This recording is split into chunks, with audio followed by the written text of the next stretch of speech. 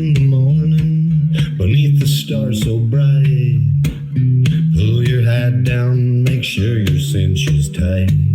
Horses kinda snuffy, cold chill up your spine. You'll get your ass moving, son, we're burning daylight.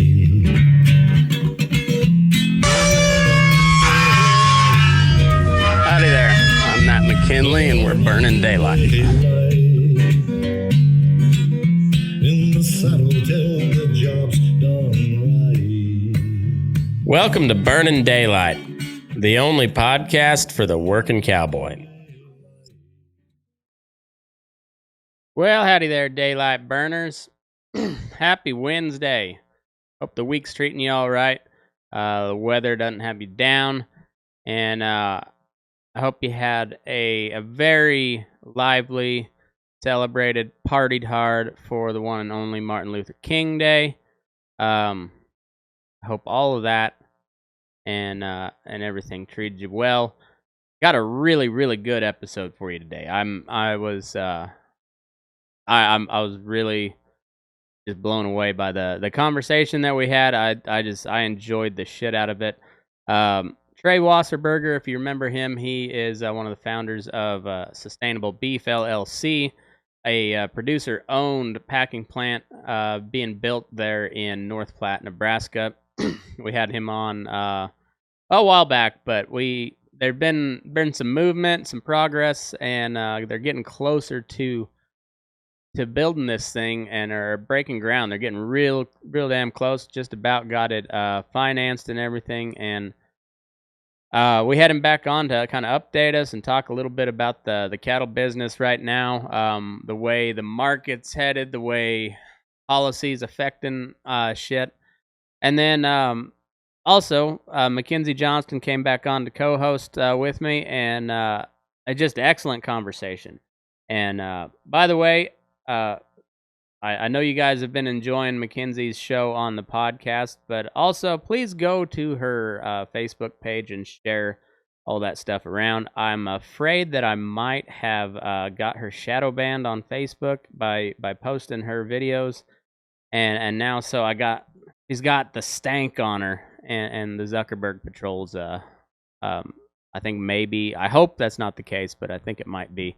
So anyway, one way to get around that is to go to her page, watch the video, share the video, or all you got to do is like a 3-second watch, and that'll give it a view. But let's get her view count back up to where it was, and just welcome her to the show. And also, she wrote a really good kind of scathing article about Cory Booker in Lonesome Lands blog. I think it's lonesomelands.com, but anyhow, go check it out, read it. It's really good. Well worth the read, very well written, and we'll have her back on Fence Post Politics, and I'm sure she's got some feedback from it by now. So anyhow, this is a good conversation, and without further ado, here is Trey Wasserburger of Sustainable Beef and Mackenzie Johnston.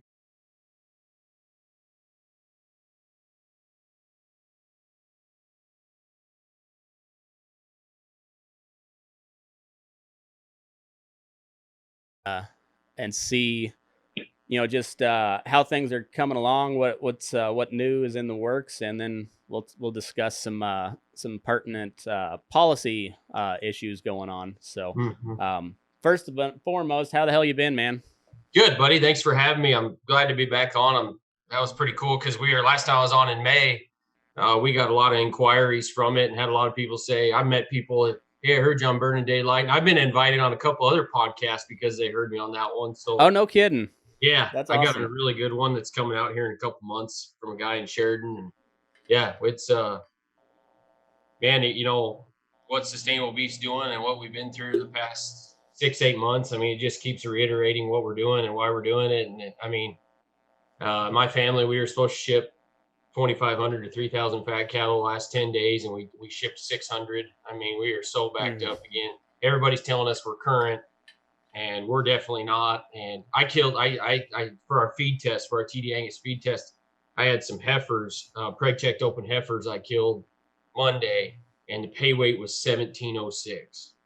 And I've never killed a heifer I've never hung one over 1,600 more, so that's 1,700, but they were 3 weeks late. And that just tells you the amount of tonnage usually that we've added to the industry. Usually, and I've learned this in my short tenure, if there's a problem in my feedlot or in my industry, I mean, it's look locally, because usually it's pretty predominant throughout the Midwest and sure in Nebraska. And I talked to a couple of cattle feeders this morning, same thing. Cash markets 0 to none. It's just this industry is not going to fix itself, in my opinion. Yeah. Every day that passes, it reiterates why we're doing what we're doing. Well, Mackenzie and I were talking before you jumped on, and we were discussing some of these very same things. By the way, like, welcome to the podcast feed. This is the first time we've been on episode since we started posting your show, and I think it's going to take off. The numbers are getting better with every episode, so I enjoy having it on the podcast, just because I usually put my show on, stick my phone in my pocket, and go on about my day, and I don't have to leave my screen open to have the play. That's why I don't listen to Corbett Wall on a regular basis, and I've heard good results or good feedback from the shows that we've put out so far, and I think it's a great addition to the Burnin Daylight feed. So I'm just tickled to shit to have you on, Mackenzie. Thanks for having me. Yeah, and but we were talking, and I mentioned how I look at the news typically is I kind of look for buzzwords that you hear everywhere, and everything I've been hearing on the fed cattle side is they're finally working through the backlog from the pandemic, and it sounds like that's maybe a disputed claim at best.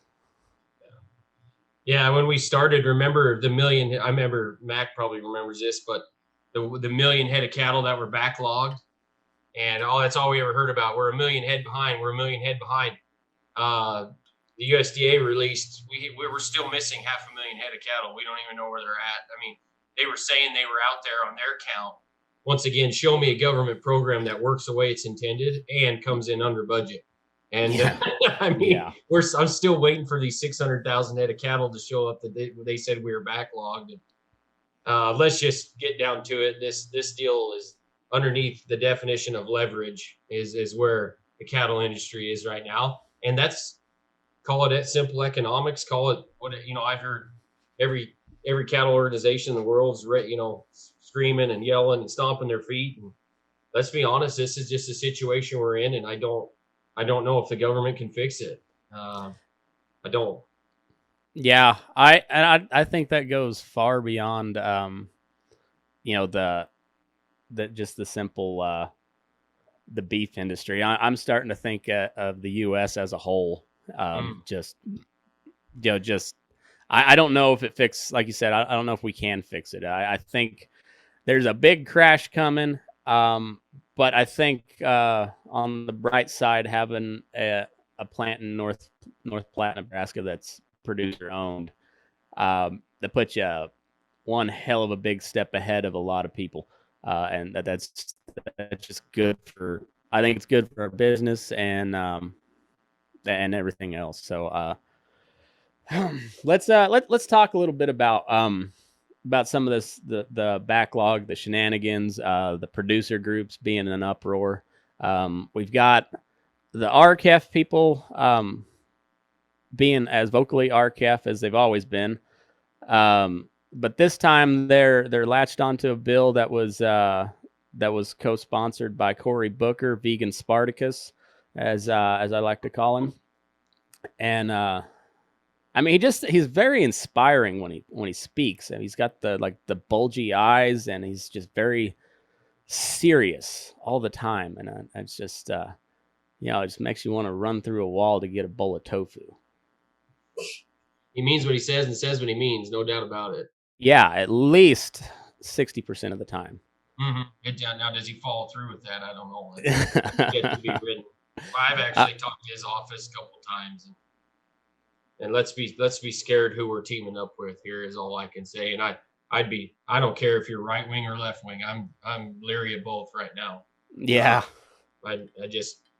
I've been in contact with both sides for over a year now, and all I've heard about is you're doing the right thing and get the old pat on the ass. And then I haven't seen it typical of our government, not much production yet. And USDA came out about a week ago and said they're going to invest $1 billion into the packing industry and on all aspects. And if you look back, I was there actually in July when Vilsack came out in Omaha and proclaimed that, and it was almost the exact same press release 7 months ago. And you got to remember, we've got a midterm election coming up, and you got to be able to sift through that.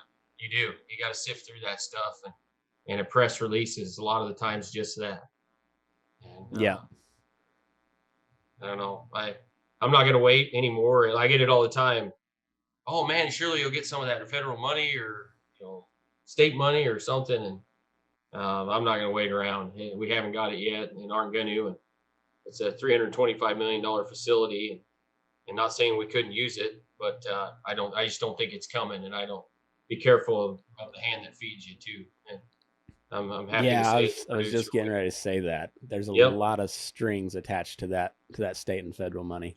Yeah. And I'm here to proudly say and represent Sustainable Beef that we haven't taken a dime from federal or state. We've done this on our own. And we continue to just have more leverage and steam. I sent it to you guys. Bill Rupp's one of our founders. He's a former CEO of JBS and Cargill that retired early, and he's still got a lot of ambition and gas in the tank. And he was inducted Saturday night into the Meat Institute Hall of Fame, and that's a big deal for Sustainable Beef. He's the guy that's designing the plant, and he's going to run the plant and manage it. And we're just honored to have him on our team. Here's a guy that wants to do right. If you heard his acceptance speech, he thanked all aspects of the industry. I mean, they said, would you like to call out anybody that helped you get here? And he said, no, I want to thank the producers that go to bed at night and think about what they're going to do the next day and bring me a viable product, and all the guys on the front line and the plant on the rail and the chain. And I couldn't do it without him. He's a humble guy, and he represents us well. So we got that news last night. We're pretty excited about that. Yeah, I watched that video, and he definitely said all the right stuff. He seemed like a pretty down to earth guy. But just to play devil's advocate a little bit, is there any concerns from anybody with his connections to both JBS and Cargill, who don't have the best track record, and him being at the helm for a lot of those years? Is there any sort of concern there? As a producer, no. I think you're being narrow-minded. If you're going to pick a fight, you got to understand, whether you don't like the Big Four or not, without them, we're in a hell of a wreck right now. Cargill's got slow kills. Tyson's got a bunch. And that's Sustainable Beef's not about that. We're not trying to pick a fight with Big Four. We're not going to. But you got to understand how many producers have been in the packing house today, more or less been able to debone one. I mean, this is an industry we know nothing about, and we had to hire. Not only we hired him, and he joined in because he believes in our vision. He believes in our profitable, steady supply chain that doesn't break under fear and chaos. I mean, because that's where we're at today. It's not a matter of we're figuring out in the plant that you pay them. It used to be you pay them at double time on Saturday to have a large kill. Well, we figured out that when you do get them there on Saturday, they have a hard time showing up on Monday. And I've already heard through the industry that tomorrow's Martin Luther King Day. God bless it. But a lot of people they're not expecting a big kill tomorrow because people aren't going to show up. Some kids are out of school.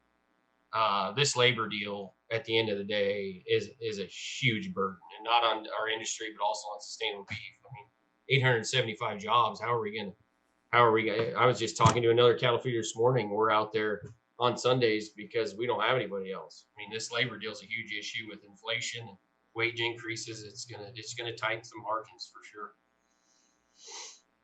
Yeah, I don't sure. think there's any concern with Bill Rupp. I think he's a well-respected guy. I mean, he's opened up some doors to sustainable beef for producers that wouldn't be there without him. I mean, we've had global retailers say, Bill Rupp's on your founding board. Yeah, wow, we're coming to see you. We're having a huge international, probably one of the largest retailers internationally. He's going to be here in North Platte this week to look at cattle. I mean, we have got a tremendous story and a tremendous product, and it's consistent, and that resonates with a lot of retailers today. I was in a large retail store yesterday, and man, the consistency of the ribeyes was all over the place. I mean, they'd have a 2-inch eye to a 4-inch eye, all on the same case. I mean, and they're squealing; they don't like it. These retailers want sustainable beef to happen as much as anybody. I firmly believe that, and we needed a guy that knew how to manage the plant and had been through the trenches to do that, because there's not a lot of meat cutters out there today. Hardly any. For sure. I tend to agree with you, and I trust your judgment on this. You're involved in this far more than me, but I wouldn't do my audience any justice. Especially a lot of people are gonna raise that same concern if I didn't ask. So I think you're right on the narrow-minded thing.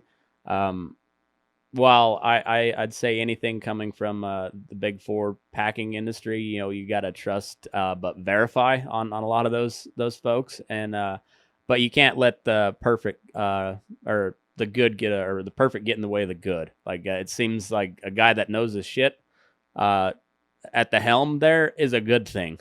It may not be perfect. Maybe he doesn't have the perfect sterling stamp of approval from RCAF, USCA, and NCBA all at the same time, but he knows how to run a packing plant, and that's a good thing. That's a very limited guy out there today that's employable. A lot of these guys live the big four with a lot of big stock packages and retirement benefits and non-compete clauses that are impossible to get through. And Bill Rupp has chosen to walk away from those benefits to do what's right for us and for the company, and he's invested. And I'll tell you what, if it makes your listeners or makes a producer think twice about this, Bill Rupp chose us over them. That's the way I'm going to put that. And his business is his business, and I talked to him this morning, and he's always willing to answer the phone call. But he chose our small startup greenfield packing plant over the big four, and that resonated a lot with the founders. Yeah, I imagine so. I think that's well said. So, Mackenzie, you got anything on that? Yeah, well, kind of something to what you said a little bit ago. You talked about 875 jobs. I believe that's what your packing plant is bringing in. How do you plan to get people to work? I mean, who should be there? Yeah, that's my number one question I get everywhere I go, even with investors and even with the city of North Platte. Like, how are we going to get 875 people to do this when you drive through North Platte? This is the beef state, right? This is the beef state. You drive through North Platte, and there's hiring signs everywhere. Yeah. We got a myriad of issues in front of us. I'm not going to say labor's number one, but it's goddamn top 10. It's huge. What I tell people all the time is I run the Sustainable Beef social media account, and I get inquiries from people all the time wanting to come to work for us. That we aren't corporate, and we represent a vision. I've had, the second son or a daughter. Some of the best meat salesmen in the industry are women, and they want to come work for somebody that's not corporate. And I've had MBAs, I've had law degrees send me their references and resumes. And I'm going to tell you, Mac, that I hope that helps me sleep at night, but I know this is going to be an issue. And at the end of the day, the median wage in North Platte is $27,000 or $28,000. And our starting wages are going to be $50,000. Oh, geez, that's to get people there. Yeah. I think if the Kuna plant in Idaho, Wayne Schmeckley built that plant, and he's also building ours. I've been there. We've visited it many times. And what surprises me about Kuna is you drive around town, and there's in Boise, Idaho, basically, there's a lot of for sale or now hiring signs. But guess who didn't have one? Kuna, the plant. And we talked to people a mile from the plant that have $700,000-$800,000 mountain homes, and we said, hey, how come they don't have a now hiring sign? They go, because that's the best place to work in town. Yeah. Nice. So I like to think outside the box a little bit. Have you considered advertising for strictly transgendered workers? Because then you essentially get a man, but you can pay them at women rate. Legally. I'm getting a really good lesson on social norms with corporations, like with retailers. Mm-hmm. I had to watch. I can say this. We had a meeting with a large retailer, and I had to watch a video about sensitivity. And it's just a different world out there for sure. I had to cover my bases with several people, and particularly women. I was just like, hey, this is a comedy show, and these are jokes. They're off color, they're inappropriate, but they are jokes. I promise you, they're just jokes. Well, if anyone's been a part of our group on Facebook with the memes, I think we got the right crowd. So. Yeah, yeah. I'm never worried about the audience so much. It's just you never know how some people are gonna react, and in particular, just women, because as much as you're starting to see women in the ag workforce as a, I mean, they've always been there, but now you see them taking more prominent roles. But it's always been a boys' club, and that's how it's always kind of been treated as far as like the workplace environment. It's very, very much a dudes club as far as that goes, and I don't think that'll ever change. But I mean, there's and women that have grown up in it are usually tougher than we are. But you never know. Karens are lurking around there all the time. Yeah, we need to keep it light for sure. The world needs more of it. I think. I think so too. I think comedy is going to play a very prominent role in culture here. Mostly because like there's no comedy movies. Like when's the last good comedy that came out? I mean, I can't remember. It's been at least 5-6 years. Yeah. I watched this the Comet movie. Was it called like Don't Look Up or whatever? It was. With Leonardo, yeah. I saw Yeah, it was. It had some moments that were funny, but overall, I'm just like, I don't know. Laugh. Yeah. Speaking of comedy, I was asked last night. Mac will laugh about this, but I was asked last night. What's the problem? Why aren't you guys getting this built? Why aren't you guys breaking ground? And Bill Rupp said on our team, Elon Musk was stated that everybody wants to give him hell about because he wants to colonize Mars. Mm-hmm. I mean, that's a goal of his, and he's been after it for 20, 30 years. And people are always like, why aren't you going to Mars? What's going on? I mean, these huge projects make time. And he also said this, that one of his rockets cost $28 million. Okay. Yeah. Our plant costs 10 times that. That just gives you a retro. Here's the richest man on the planet talking about how expensive a rocket is, and we're trying to build 10 of them. Mm-hmm. And he goes, this reporter, he goes, why aren't you going to Mars? Why aren't you going to Mars? And he said, I want to die on Mars, but not on impact. Yeah. Right.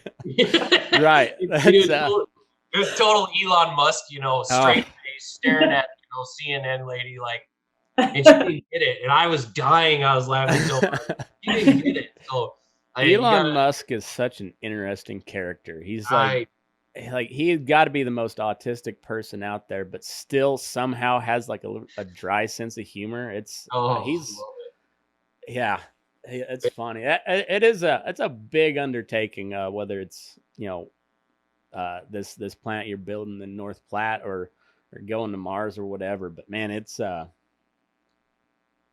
and then that you're trying to do that and navigate through this just sewage that has become American culture here lately, and that's my God, it's just insane. We were talking about like social media censorship before you jumped on, and it just I don't know.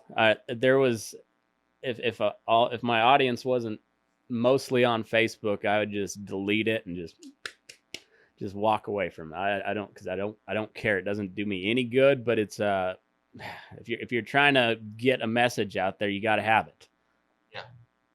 Yeah, the outreach to social media is worth billions of dollars, in my opinion, and it's connected us with people we never would have thought we'd have an opportunity to sit at the table with. So you got to take that seriously. But most of that bullshit, it's hard to watch. If it wasn't for a business platform, I don't know if Yeah. I'd Yeah, somebody asked me like if I'd moved back to Kansas because it still says I work for K-State on my Facebook profile, and I said, well, I guess it's been at least 5 years since I've updated that. So that's how much, or that's that's how little I use my personal page on Facebook. It's all business related nowadays. So I don't know.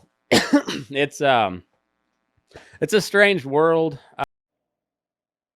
Well, sorry, folks. I hate to interrupt this riveting, transfixing conversation that I got going on right now, but I got some people that helped me put this show on the air, and I got to tell you about them right now. So first and foremost, we got Tracy Morrison, Custom Silver.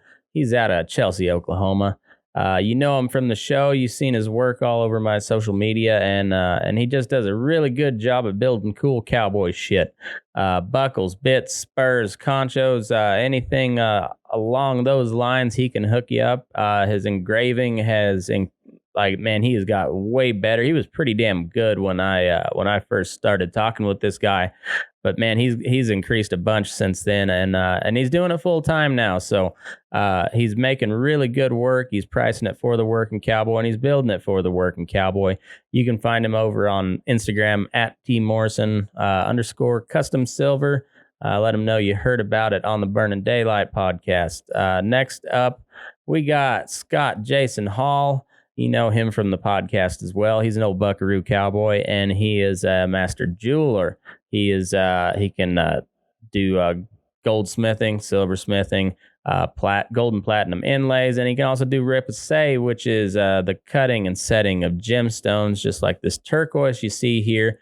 He made that for my wife, and he is an artist through and through. He also does a pen and ink sketch, and he's just, I mean, he's one of my good buddies, and just a hell of a cowboy, and even, I mean, just his artwork is just incredible. So you can find him over on Instagram at Cow Camp Life, or over on Facebook, Hall's Rocky Mountain Jewelry, and let him know you heard about it on the Burnin' Daylight podcast. Next up, we got Brittany Hasseltine and Square Top Leather and Design. Brittany is making cool leather gear for the working cowboy and cowgirl. She's out of Pinedale, Wyoming, and she just does really cool stuff. She's making me a pair of leggings right now, and I can't wait to see how they turn out. She does, leggings, shotguns, bat wings, chinks, arminas, all that, head stalls, breast collars. She does purses for the ladies or for the dudes, if that's what you're into. We don't judge. Well, yeah, we judge a lot over here, but it's all in good fun. And hey, if you're a man and you want a leather purse from Brittany Hasseltine, you can find her over at Square Top Leather and Design. Got a underscore in between all the words there. So go check her out, give her a follow, let her know you heard about it on the Burnin' Daylight podcast. And next up, we have Cartomax.com. They are hold on, let me get that pulled up. Cartomax.com. They are the best. Where are they? There we go. They are the best supplement company out there. They're owned and operated by a former Navy SEAL Sean Matson, and they're doing all natural, least amount of ingredients they can in all of these supplements. The hydration, the Hydromax. That's a really good one. I use that every day. The immunity booster as well. Got a bunch of adaptogens and a bunch of other shit in there that I don't know exactly what it means, but it sure makes you feel better when you drink it. Energy Intensifier, if you don't like coffee or if you need something like middle afternoon, it's also use it as a pre-workout. I haven't tried the recovery accelerant because I don't work out a whole lot. And but I might try that sometime. I don't know. We'll see. Either way, these two up here, immunity booster and hydration stuff, I use all the time, and you should too. Head over to Cartomax.com. Use the promo code MOVEYOURASS for 10% off. And next up, we've got Greens Reserve. They are a all natural. They're all natural tobacco alternative made from 100% hemp. And they got 3 flavors: menthol, wintergreen, and natural. I chew the natural. It's kind of like a straight flavor, like Copenhagen straight or a Skull straight. It's kind of the flavor of that one. Wintergreen and menthol. I haven't tried those yet, but I kind of want to try this menthol. There's no THC in it. I don't know if there's any CBD in it or not, but it seems like it kind of helps me focus a little bit. So a lot of times when I'm researching, I'll throw one of these in instead of Copenhagen. But it's a healthy alternative, and it's a cool product. And yeah, go over to greensreserve.com/shop. Use the promo code MattGR, and you'll get $1 off a can or $5 off a roll, and I get a little kickback from it. So yeah, if you're looking to try something different, check these guys out. And finally, if you don't like to listen to the ads, you can just head over to patreon.com/burning daylight. You can sign up there at any of these levels, and you can get different benefits. You'll get ad-free episodes for every level, but each level's got different perks. Should you join, and helps me do some different cool things for this show, and whether that be new equipment or trips or whatever. And I'm going to get back to doing the giveaway every month, and we'll get some cool handmade gear for you guys to get a chance to win. So, and it just, like I said, just helps me out. So I appreciate everybody that has signed up. We got 47, I think. 44. And so that's pretty cool. Anyways, thanks to everybody that supports this. And if you'd like to become a member, just head over to patreon.com/burning daylight. Now let's get back into the show. Now you were talking about how we're in the middle of we're on campaign season. It seems like we're just always in campaign season, though. But you gotta play that in. You got to add that into your bottom line on what you're trying to get done. Is it leaning just as heavy towards a red wave on the business side as it seems to be in the on the media cycle? I think so. It's kind of neat too. The packing industry is so small, and a lot of these general managers, they call them GMs, and a lot of these CEOs and CFOs, Bill Rupp started at Cargill packing boxes. He was 16 and rose up to be CEO. And I don't quote me on this, but I think he retired in his mid 50s. I mean, but he spent 30 years at Cargill and had all aspects of it. But there is some things that corporate wise, I mean, I'm going to tell you, without getting into the weeds, I mean, when you can't go to a football game because you don't have a card, the world's getting a little off, and we're there. Yeah. I don't believe in government intervention at all. And I want to talk about that too. I got a lot of producers out there, saying, like Mac knows all about this, the 50-14 deal. Like I've had producers come to me and say, hey, you can't take that money, the $1 billion for the to basically grow the packing capacity. That's government intervention and government regulation. They're sticking their nose in things they shouldn't. I agree. But then the same guy was sitting there telling me I need to get more vocal about 50-14, which is the government telling people how to do business. And I said, man, we have just we've put ideals and ideologically in the cattle producers and like put it in a blender Yeah. and just threw it all together. And we've lost our identity as fiscal conservatives. I'm going to tell you this: in North Platte, Nebraska, we never got a no vote all the way through in every political process. City council, planning commission, everybody voted yes. We never got a no vote. 2 weeks later, we have an addendum coming in front of the city council to put to have an odor ordinance. No. And I'm like, whoa. Wait, this stuff happens in San Bernardino, California and Boulder, Colorado. You got to remember, we're fiscal conservatives here. But here's an entire board that is fiscally conservative bringing about an odor ordinance to basically subdue small business. I'm like, what are we doing? It's just frustrating. We've lost our identity, and we really don't know what we are anymore.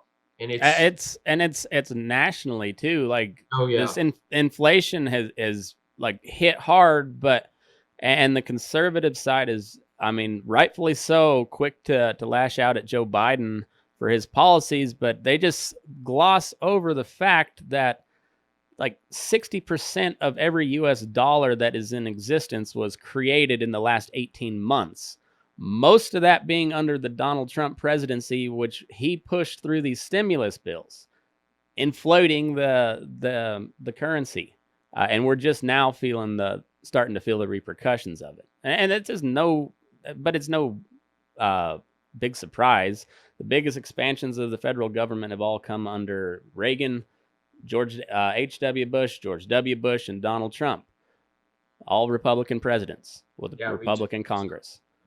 And people are really quick to bitch about the fiscal stuff right now when it's convenient, when there's a Democrat in office. But Donald Trump spent more money than any other president before him, and not a peep about it. It's just we've gone into like just a political religion, and everybody's a fundamentalist, and they not see their own hypocrisy, because that then it wouldn't be, the religion would collapse if they saw it. It's frustrating, I know. So you're going to sit here and tell me, as a sustainable beef founder, that I'm going to wait for the government to fix this industry? Yeah. I mean, I can't sit here and wave one flag and then be the hypocrisy of it and then wave the other. My solution, and I'm an advocate for change. I've been involved in some very tense conversations with a lot of influential people in the industry that sustainable beef is for selfish reasons. And you know what? I guess the answer is yes. We do this because like-minded entrepreneurial guys and women got together in Western Nebraska to fix this for our own reasons. We did, because I don't think the government's here to save us. And I'm nervous when the government says, "Come here, Trey, bring your business to me. I'm here to save you." Then I'm really nervous. Yeah. Just think it's a mistake. And I think sustainable beef is our advocate for change. I'm going to have a spot to kill my cattle, because guess what? Today I don't. And my family invests 5 years into, we raise the bull that sires the calf all the way through the supply chain. And then we give up if it takes us 5 years. And then in the last 48 hours, we give away the profit margin. Yeah. I'm getting run through the mud for it, and that's fine. This is my family's solution. And it's taken on a new beast too. So we got our economic impact study back. It's $1 billion impact for North Platte. It's a catalyst for economic change right on the interstate. Yep. And our Cargill teams told us that if I'm going to build a packing plant, it's going to be right in the beef state, right on the interstate. And I can get to each border. I can get to Canada or Mexico, or I can get to each ocean in 24 hours on the truck. Mm-hmm. Yeah, it's ideal. It's I've been getting ready to do an episode with my buddy Adam Goodnight, who's a direct descendant of Charlie Goodnight, and so, but I wanted to be halfway informed before we did that, and just because there's an incredible amount of history in that kid's family, and but one of the first trail drives was up to like Leadville, from Texas to Leadville. Charlie Goodnight wanted nothing to do with Leadville, but he knew those miners needed beef. So what did he do? He got a bunch of cowboys, rounded up a herd, and drove it to them. That's how the beef industry was started. Like there was a need, and people found a solution. That I see. That's your guys are kind of like the modern day Charlie Goodnight. There's cattle in Nebraska. There's feed in Nebraska. Might as well kill the cattle right there too. I love that analogy. And one of the most respected men in Western Nebraska doesn't own cattle at all. And he's made a living but he told me, he said, Trey, I've been trying to figure out economic development for 30 years in North Platte. And it never worked because we had to freight in our product, assemble it or disassemble it like we do, like we're doing, and then freight it out. With trucking shortages today, that system's broken too. And there's no way you can freight something in and freight it out. I mean, I got priced cattle trucks at $5 a loaded mile the other day. I mean, this trucking deal is not going to get any better. And so this is the first time. What do we raise here in North Platte, Nebraska? We raise corn and cattle. And does the corn raise the cattle, or does the cattle raise the corn? The answer is I don't know. I suppose the answer is yes. And that's the only thing we make here. And we're going to disassemble it and keep the money here locally and put $1 billion impact through our town and we're going to take 400,000 head off the show list. And you know what? That might not be a lot when we're killing 160,000 a week, but it does get rid of ours. Yeah. And we've opened the doors to producers to join us, to be a part of this. We've got about 30 producers involved in certified feedlots. And so this project didn't fit everybody, but it fit us and it fit North Platte. It fit our cattle feeders. And the coolest thing about our founders is every single one of the founders has a second generation involved. Every single.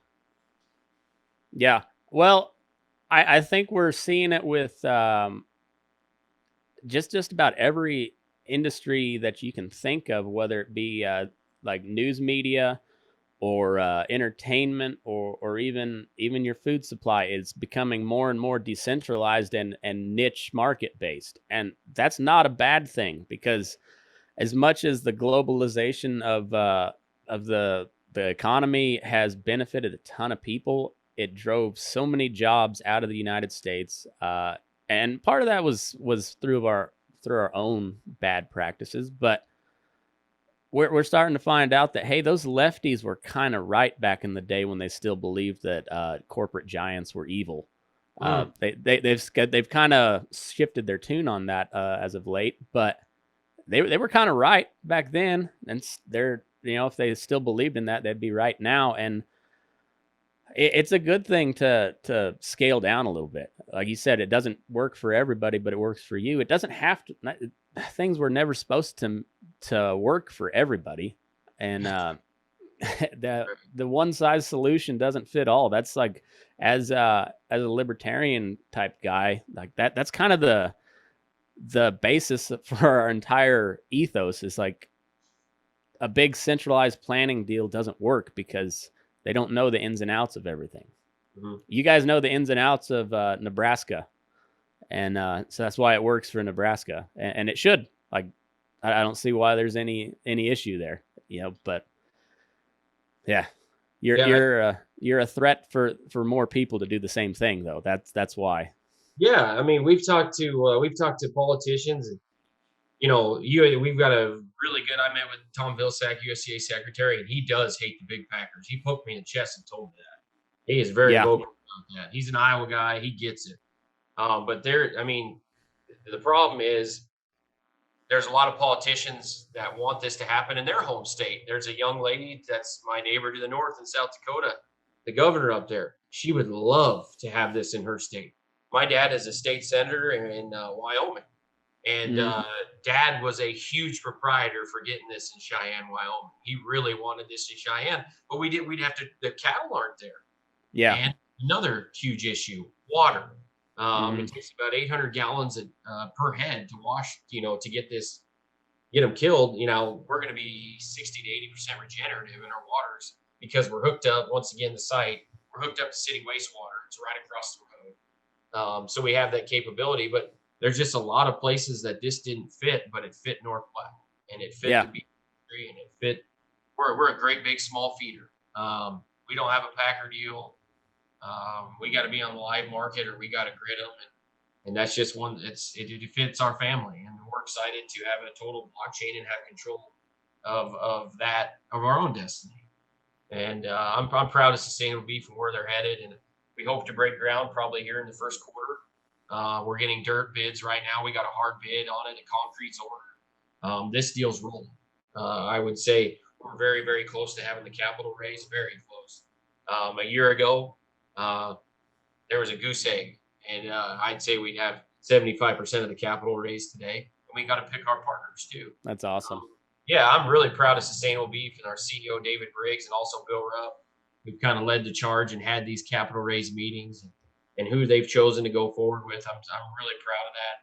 And it's going to make waves. I will tell you that. Sustainable Beef and who they're coming to the table with, it's going to be a great partnership and a great thing for Nebraska and the beef industry. And I hope we grow. We're gonna be able to harvest about 1,500 head a day, but that's one shift. Yeah. What's the potential to have 3 or 4 of these? I was trying to build one. I hope they get it. I was just going to bring that up. I heard about it. Mackenzie brought it up on her report the other day, and that's awesome. I hope you start seeing them now in Wisconsin and Minnesota and everywhere. Just that's what we need. Sterling, Colorado could use one. Utah could use one. Yeah. Wyoming could use one. South Dakota could use one. It could be a beautiful thing, but we got to get one killed first. And we need to rally behind Sustainable Beef to get this deal done. Whether we like Elon, I'll quote Elon again. If you're not innovating, this is going to be tough. There's going to be failures along the way because we're doing something that's never been done. But Elon Musk says that if you're not failing, you're not innovating enough.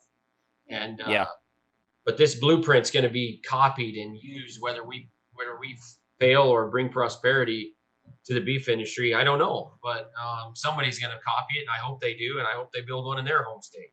I hope there's a cattle feeder out there. I talked to one this morning that we're wiped out. I mean, for 4 years we've been trying to get back that market, leverage that market, and we fed these yearlings, at $1.40 break even, but we had $1.40 on the board. We were buying them at the board.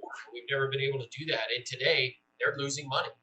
Not a lot, but they're losers, and it's just hard to get emotionally involved again and go back to the well where you lost it the first time. And if I had a spot to kill them, it'd be a lot different story. A lot different. Well, I'm really interested to see how this once you guys get rolling, and you're shipping beef out instead of shipping it elsewhere. I'm really interested to see how that plays because. That's going to have a big impact in the cash market, which is what all these cattle associations want. And I think it's a big step in the right direction. Yeah. It's so funny, these cattle organizations, and I'm a member of all of them, and try to talk to them. And, all of them want to, packing capacity is our problem. That's where we're at today. But not a one has shown their support for Sustainable Beef.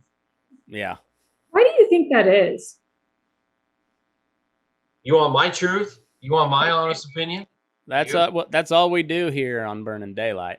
Because it's not their idea. That is absolutely ridiculous. And you touched on it earlier. There's other people that, I don't know, probably speak negatively about what you guys are doing. I think it's absolutely ridiculous. I think it's out of pure pride and jealousy that they didn't get in on it, or if they're not able to. Like you said, you open the doors to producers. But for actual cattle organizations, not one of them to stand behind you is disappointing, to say the least. Yeah, I mean, this is a situation we're in, and that's you want to know why the cattle industry is in the black hole that we're in, because we can't get together behind the common good and do something and hold hands and go after it. We can't. I mean, if RCAF came out and said we're for Sustainable Beef, NCBA would, or vice versa. Yeah.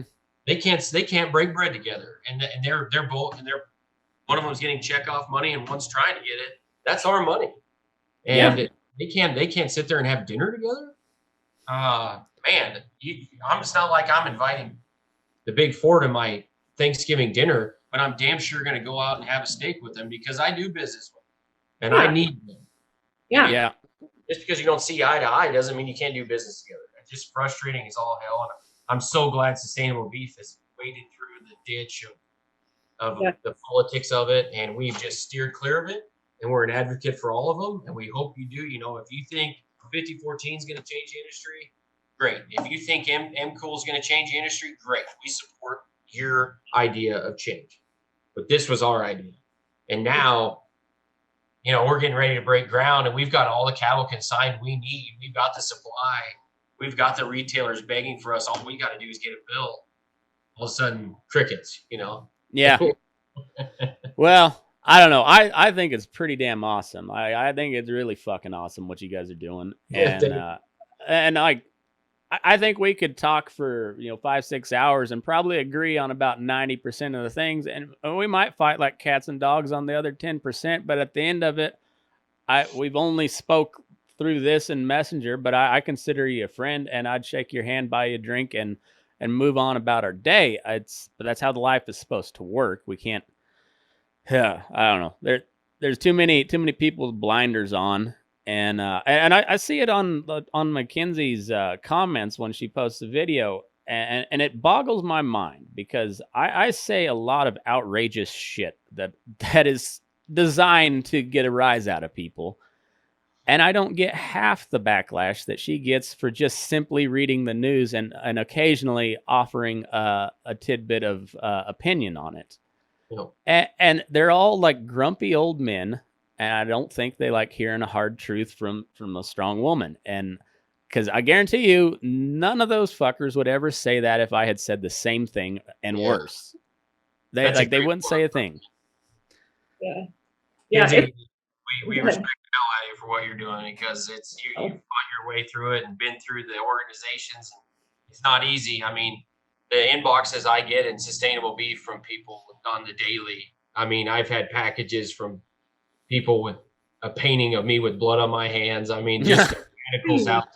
Oh yeah, I've got packages in my closet, in my garage, because our attorney said don't open them because, I just can't imagine, Mackenzie, what you get, but just, that you're staying in your lane and plowing it, and you're a great voice for the industry. And so I commend you for that. No doubt about it. Thank you. I appreciate that. Yeah, people are ridiculous. I mean, I think you just got to roll with it, though. It's just, you got to realize they have nothing better to do with their time or their life. And it's actually a sad deal. It's on them. But feels good.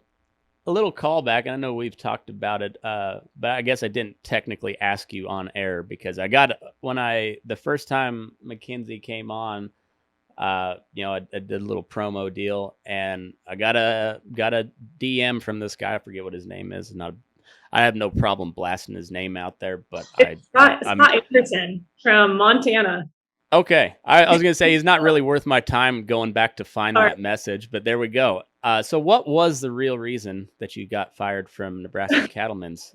This is gonna be good. I should think of some elaborate story right here on the spot. I know it. Yeah. Oh, shoot. Very conspiratorial.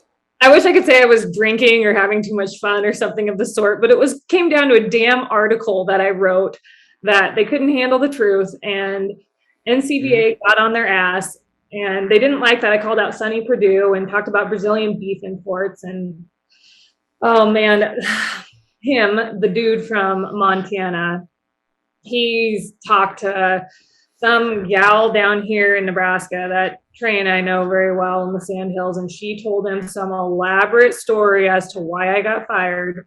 And he just ran with it, and he is a straight up troll. If I could send you the messages that he has sent me, it's so disrespectful for just, I don't know, straight up rude. I can't believe a man would actually say some things like that to a woman. But yeah, that's exactly why I was fired. I wrote an article and they didn't like it. But the funny thing is, as I wrote about here a few months ago, NCBA came out here recently saying that, oh gosh, we got to stop Brazilian beef imports right now. Yeah.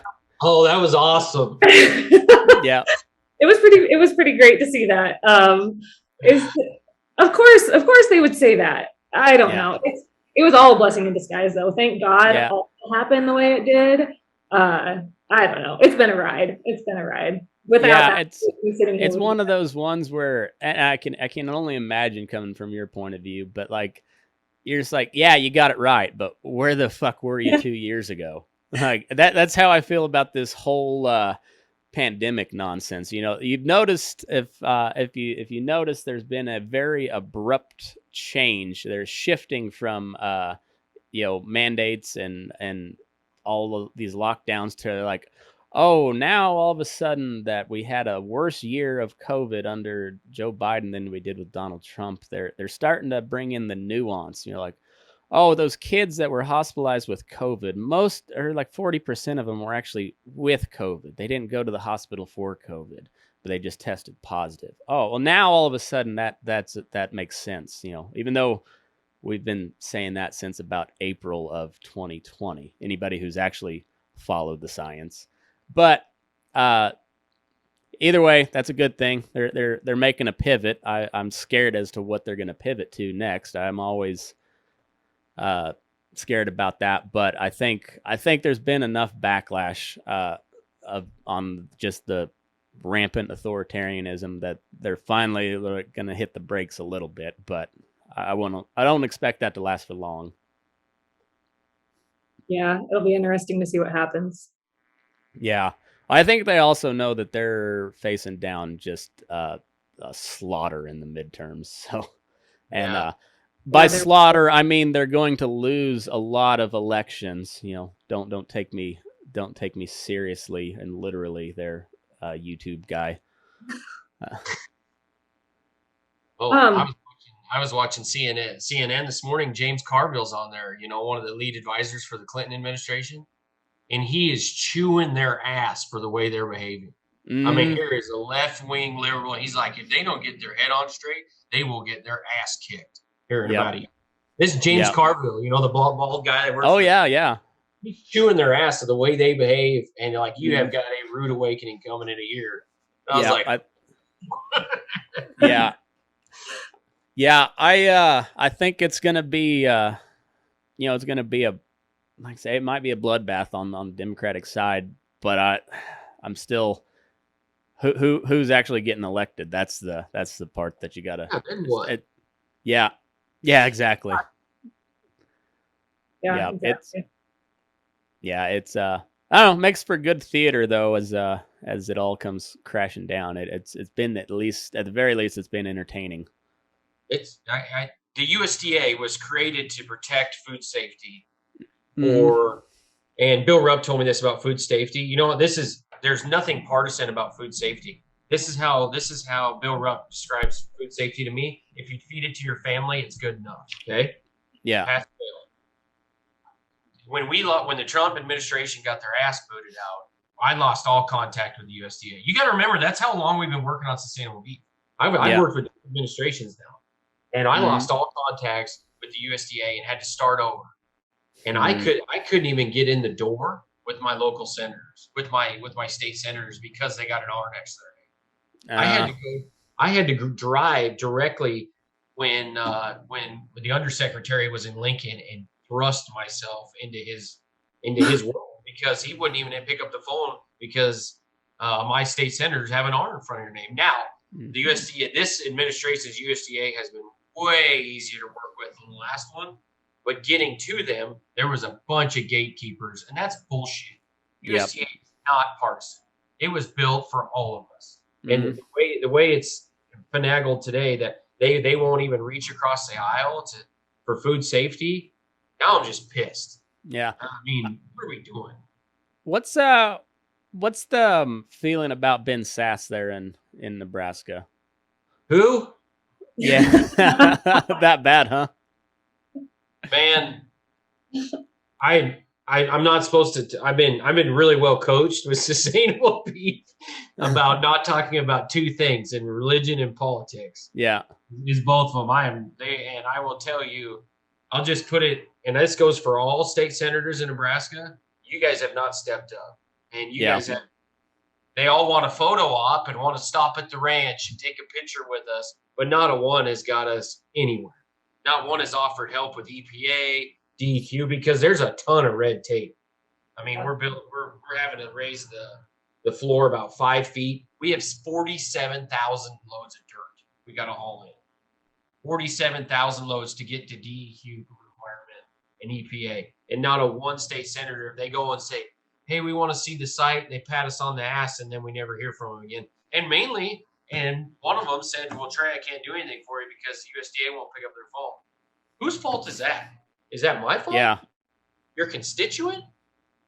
Yeah. Oh my gosh. Like that's what you're hired to do, is represent your constituents. Like that is literally what you're paid to do. And they throw their hands up and just quit and say it's not my fault. They won't talk to me because they got it. They're a Democratic administration. Sorry. Hey, but by the way, I'm running for re-election here in 5 years, so can you donate? Oh, Trey, come over here and bring your back hat. But can you put one of those scarves on too? And stand right there. I mean, it's ridiculous. Wow. Yeah, would you mind donating a beef for this fundraiser that I'm having? Oh yeah, I got a $200 plate deal we're gonna do in North Platte. We were hoping you guys would sponsor it. Yeah. Yeah. The more I get into this, the more I do not lean on organizations in the government to save you. Don't do it. I mean, pick up the shovel and go to work. If you believe in change and you're an advocate for change, you got to do it yourself. End of story. And this project is a firm exhibit A of why we're at where we're at, because we can't get anywhere and we're not going to. You got to do it yourself. Yeah, I think so. So with what you just said, Trey, I have a question. So much of the cattle industry is thinking the government is going to save us one way or another. Where is this industry headed? Because like you're talking about how you're so backed up with cattle. We could talk about that. I know we don't have enough time, but just, in general, like it's a shit show. Like we're sitting back. So many people are just like, some legislation is going to get passed. Something's going to get passed, but what's going to happen on a broad picture? So once again, you're excellent like question. most producers are saying, hey, government, save me, help me. And then you go, are you a Democrat? No. Why are you asking for the government to help you? Government's not here to help you. And show me a government program that does what it's supposed to and comes in under budget. There's no such thing. Yep. I just don't. I think, and I've stood in front of it, which I love. I go. Unfortunately, agriculture there is an older generation involved, and I've got the opportunity to speak at 3 different universities to their saddle and sirloin club. Young children, young kids, men and women that are going out into the industry, and they all want to know where are we going, where are we headed, and I tell them the government is not here to help you, because they're not. And do you believe in paying taxes? They all raise their hand. No. Then why? That's the government. Why are you thinking that this is a good idea? Can you manage your money better than the government? Yes. Then that's not the answer. It's going to take. You talked about inflation. If we print 50% more that's in circulation today, it doesn't help. I can't get a feed truck. I can't get a brand new feed truck till 2024. I mean, this deal. It's not a matter of money. It's the deal's broken. And I think as an industry, and this is Elon Musk colonizing Mars, in my opinion. I think we will get so down to earth, and we have and I love it. I've had soccer moms in San Diego. I've had the single mother in Tampa Bay, Florida, tell me they want to know where their food comes from. Mm-hmm. And we want to know, and it's not really anymore all natural, and that's still out there, and organic and non-antibiotic, and that's still out there. But a lot of it is origin and source. And they want to know where this comes from. And that soccer mom, walk into a meat case and count the cameras above you. They are collecting data. And there is nothing more expensive. This is awesome. Mac, you'll love this. The most expensive cart at a major retailer has beef in it. Because that buyer walks up there, whatever it's a ribeye or sirloin or whatever, T-bone. If she takes a steak and puts it in her cart, she will add to it. She will add bread. She will add wine. And it is the most expensive dinner that they can make coming out of a major retailer, and that's the most expensive cart, which she wants to know that animal was raised, harvested in a humane way. And that's not partisan. People think and it's not an unreasonable request either. we just got to tell that story. And Right. the way 85% of our packing capacity going through 4 corporations, guys, they're killing. These plants are running hard. They got 50% of their jobs filled right now. It's incredibly difficult doing what they're doing right now, and it's not going to change. But sustainable beef is going to be able to kill 1,500 head a day and tell that story. And I firmly believe that when we offer it to the common, sure, we've got the upper 10% of beef buyers buy, the fillets and the prime grades. But what about the 90% of the consumers that buy an upper choice, that buy hamburger? They can afford to have that story, and they want to know it. And nothing has been more important today than a mother that wants their children to eat wholesomely and nutritiously. I mean, Beyond Beef stocks are plummeting. Yeah, they are. They are getting their ass kicked because it came out early. Everybody's like, wow, this deal is like a startup and this is really going to take off. Remember when their IPO came out? It like broke records. How many people bought the deal? And now they're selling out because they're figuring out it has more additives than dog food.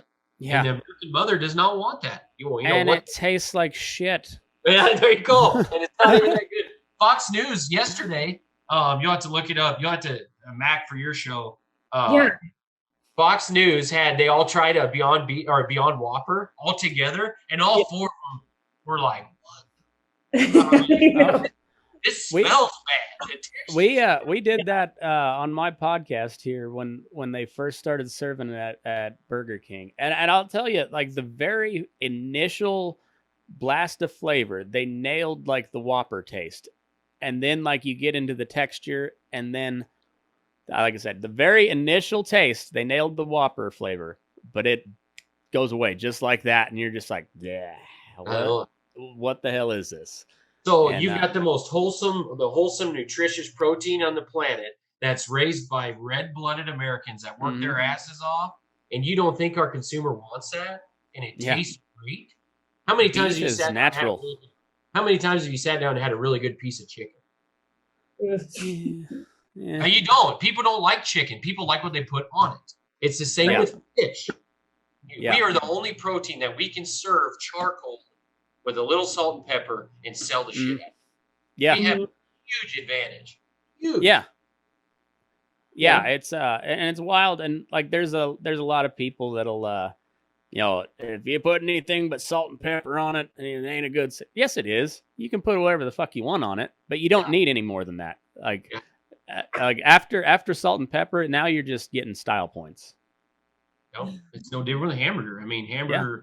We have 90. I saw data. 94% of Americans eat hamburger. Eat a ground hamburger, and 2% said they eat a Beyond. Would order a Beyond.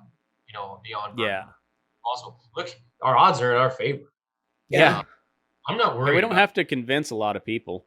No. And those people that are buying Beyond Burger weren't buying hamburger. Yeah. Exactly. They already were. They opened their own niche market. And there's something to be learned there.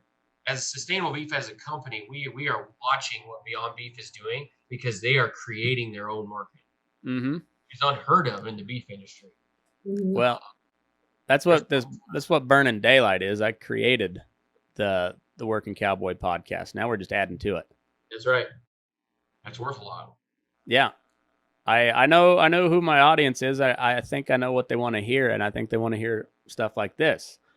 And there's something to that. That, like I said, I think the whole world, or I don't know about the whole world, but the whole U.S. is starting to move towards that. Whether it be media, food, even like just everybody has their own thing. And once you find out that there's other people that like that same thing, it is really easy to make a network or a group or whatever, a collective of that. And it's, I don't know. I think you guys are on the right track, and maybe Beyond Beef is not my deal. I don't want any part to do with it. But like you said, if you don't know what the competition is doing, there's no way you can you can push back against it effectively. Yeah, everybody says, I get the same questions everywhere I go about labor and capital raise. At the end of the day, sustainable beef is trying to do something that hasn't been done. So we're really not a threat. I mean, I'm not a threat to the big four because we can't kill 30,000 head a day. John Keating, who's a former CEO of Cargill, has helped me a lot. And he answers his phone for me. And I'm sure he'll listen to this. He listens to all my podcasts and critiques me. And John Keating told me a long time ago, I sat right here in this office. I said, John, how does sustainable beef be profitable? How do we make this work? And it's one thing to get it built, but how do we stay in business and be profitable? I said, Trey, there's a piece of the pie in the beef industry. And you're not going to take a piece of it. You're not going to go in there and take a piece from JBS or Cargill or Tyson or National. It's just not going to happen. These are billion-dollar companies that have a lot of leverage. Mm-hmm. You're not going to take that piece of pie. You're going to make the pie bigger. And by doing that, you're going to add a piece of your own pie, and that's your market. And a year ago, I just said, no way can we get that done until I've had conversations with consumers and seen data from the retailers that they do want that. They do want that story. Yeah. Well, take a look at Black Rifle Coffee. They started from a guy in a 1 pound roaster roasting coffee in his garage in between deployments, and they just went public back in, I think, November, valued at $1.7 billion. And that's been over a 6-year period. They found their market. They created the market for good coffee with like red-blooded patriots. Yeah. Like that's literally what they did. And now you're going to see Black Rifle coffee shops all over the freaking place. They're coming for Starbucks. I hope so. They have meatless Mondays. Starbucks does. I know.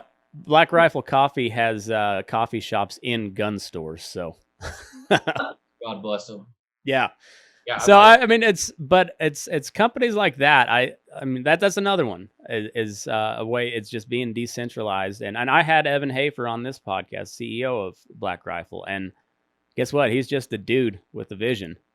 And that sometimes that's all it takes, or a lady. Now, Evan the billionaire. Now. Yeah. Yeah. Sure. Yeah. It's wild. It's wild. I don't know. I think you guys you're for sure got a long road ahead of you, but I think it's going to be a cool deal once you're up and running. Yeah, I think we're going to break ground. Our goal is in the first quarter of 2022, so it's right around the corner. We got to dot some T's and cross some I's, and there's a lot of legalities involved in this.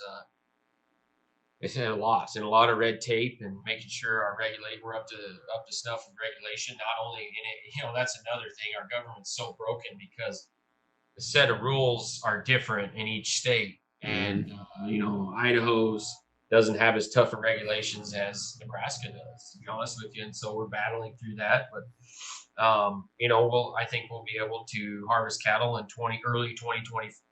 I do. That's been the timeline since the very beginning, and I don't think that's changed today. And we continue to build momentum. This is not only a city and a state that want this project, but with an industry. We got people all over. We got Australians watching what we're doing too, because they're in the same boat we are. And are they watching from their concentration camps? Pretty much. Okay, I talked to a breeder in Australia, and this is terrifying. And so remember in 2014 when the cattle market was at an all-time high, and they were shuttering down, and John Keating and Bill Rupp, guys on our team, were actually some of the people that shut down plants because the supply wasn't there, and cattle hit an all-time high, and margins in the packing industry hit an all-time low, and it kind of did this for the first time ever. And 3 years ago in Australia, this is terrifying. 3 years ago in Australia, they had an epic drought. Epic. They wiped out 50 to 40% of their cow herd. And everybody said, it's going to be like 2014 in America, and cattle are going to hit an all-time high, and we're all going to get rich, and it's going to be a great thing. Today, packer margins in Australia are still in the black. I mean, supply is at a 50%, and Cargill has figured out how to manage their inventory and still make money. And so people think, I've got a great partner and a great friend of mine. I'll just Ty Thompson up there in Billings, Montana. He's a partner of mine. He's taught me a lot. And he tells me, man, this cattle deal is going to get good in 2 years. This cattle deal is going to get good in a year. And I think you're underestimating the power of managing your inventory. I do. I think Yeah. they have it to a T. And what makes you think it's happening in Australia? What makes you think it won't happen here? Yeah, I you're do. spot on. I don't know when they have that much leverage on their captive supply. What makes you think they won't keep backing us up till it's over? Mhm. Certain. I mean, Yeah. Yeah. They're not our friends, but they know what they're doing. it's a business at the end of the Yep. day, and they're worried about they have investors too. These are publicly traded companies. Yeah. They've got stockholders to listen to, and they need to show up with dividends. Yep. Boy, they showed up with some dividends. I mean, Boy, did they. National last in December, their Christmas bonus for national general managers was 2.2 times their salary. Holy shit. Oh my gosh. Man. It's Oh, work. 2.2 times their salary was their Christmas bonus. And that was national beef. National, yeah. Well, Okay. we had an open bar at our Christmas party, so that was pretty neat. Yeah, we had talked about Bush Light. Yeah. Oh, That tells you the kind of power and leverage these companies have. And the packing industry is tiny. It's tiny. Mm-hmm. And finding somebody out there that can be a meat cutter and run a plant, and you got to understand, it's one thing to kill what's coming in the front. It's another thing to kill it out the back. And finding a guy that can do both and Bill Rupp is it's on one hand how many guys can do that. Yeah. And a lot of them are tied up in non-competes, and they're for that reason.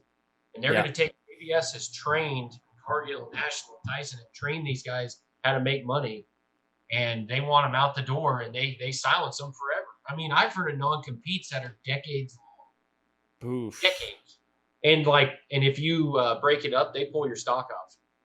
I mean, these guys mean business, and this is a business, and they don't want what they've created to go and do somebody else and compete. Mm-hmm. Yeah. That's how incredibly hard this is for sustainable beef. We're a bunch of ranchers. I mean, I'm out there calving heifers and trying to sell fat cattle. I have no idea how to cut one. I have no idea how to sell boxed beef. Finding that guy that believes in our vision and wants to do that was incredibly difficult. And I don't know of another Bill Rupp. I don't know if they exist today. Yeah. So breaking into that cycle is astronomical. It's a huge burden. It's like colonizing. Yeah. That's I think I don't know. I had to ask the question because I know you've heard that question before, and I knew I was going to hear it. But I think you've covered. It sounds like you got your guy, and who is anybody else to judge if you know what your limitations are, and you found a guy that gets you past those limitations. I mean that just seems like a smart move. As far as Trey Wasserburger on a personal level, what you got coming up? We're going to have a bull sale here, and we're working on a total. We're going to have a producer meeting the night before, and let's. So I love this saying. I'd rather be optimistic and wrong than pessimistic and right. Okay. Yeah. So I'm going to be optimistic here, and I'm going to sit in front of my bull customers and say, we as a family have stepped up, and we want to buy your calves. And we want those type of cattle in our feedlot because we know what they do from a genetic standpoint and grid standpoint. And these are the bulls. We're going to sell the bulls tomorrow that are going to sire the calves through sustainable. I'm going to make that statement, and I firmly believe that. I think by the time 2024 rolls around, I will have a spot for these cattle, and I want these bulls to go out there and sire them, and I want to stick an EID tag in their ear, and I want to follow them all the way through. And my family and my wife and I are working on that, and it's maybe a little out there and never been done and going to be incredibly difficult. But like I said, I'd rather be optimistic and wrong than pessimistic and right. So that's where we're headed in TD Angus, I hope. Hell yeah, that sounds awesome. Yeah. Thanks for having me on, guys. All this, this is a down to earth cowboy podcast, which is very, very few. And, to getting this out to people to know what we're doing here in North Platte with sustainable beef and 400,000 head packing capacity owned by producers. We're pretty excited about it. So. Well, glad to have you on. You're welcome back anytime. I enjoy visiting with you, and it's very good information that we got.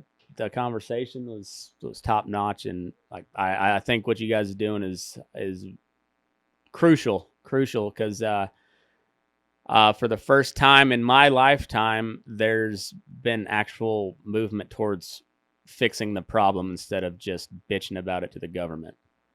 Yeah. Yep. There's an older generation, including my dad and grandpa, that are watching what I'm doing.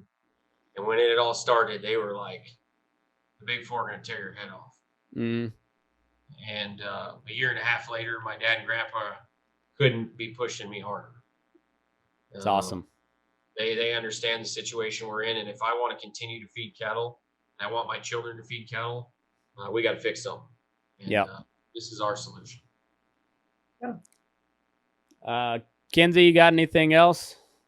Nope, it was good chatting with you, Trey. Keep being awesome. What you guys are doing is great, and hope your bull sale goes well. Thank you, guys. Appreciate it. Let me know if you need anything else, okay? Yeah, you bet. And I guess where they find any information about all this?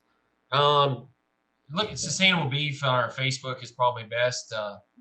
We have a domain, but we have not launched a website because we're trying to protect some people that are involved. It's one thing. Everybody kind of knows what we're doing here in North Platte, but it's another thing to rub their face. Yeah. And we're just not going to pick. If we haven't even broke ground, we're not going to pick a fight with Big Four. Our cattle feeders still have to work with these guys every day. And not that they're threatened, but we don't need to run their face in. I was talking to a Cargill GM when Biden came out last week with his $1 billion solution to the industry. Cargill's laughing. You think they're threatened? They're like, nice re-election speech, Joe. Good luck. Yeah. End of statement. End of statement. Yeah. They're not terrified of the administration whatsoever. No.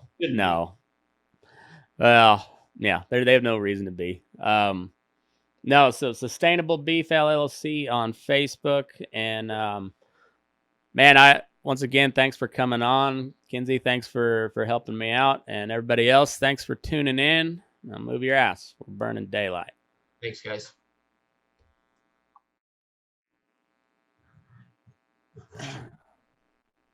All right.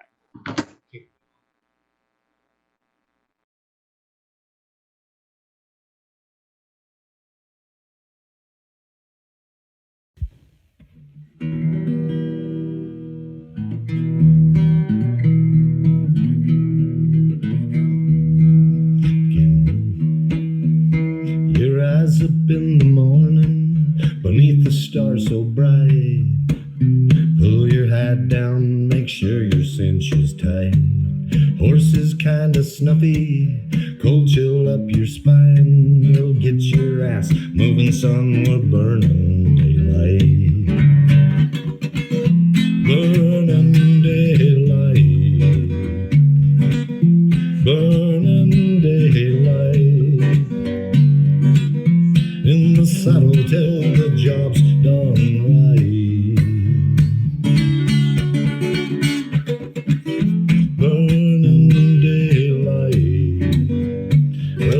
Is just a gather, and you won't catch 'em all. But when you ride through the gate, make sure you sit up tall. I can see the horizon, it's looking pretty bright. Well, get your ass moving, son, we're burning daylight. Burning daylight. Burning daylight. In the saddle till the job's done right.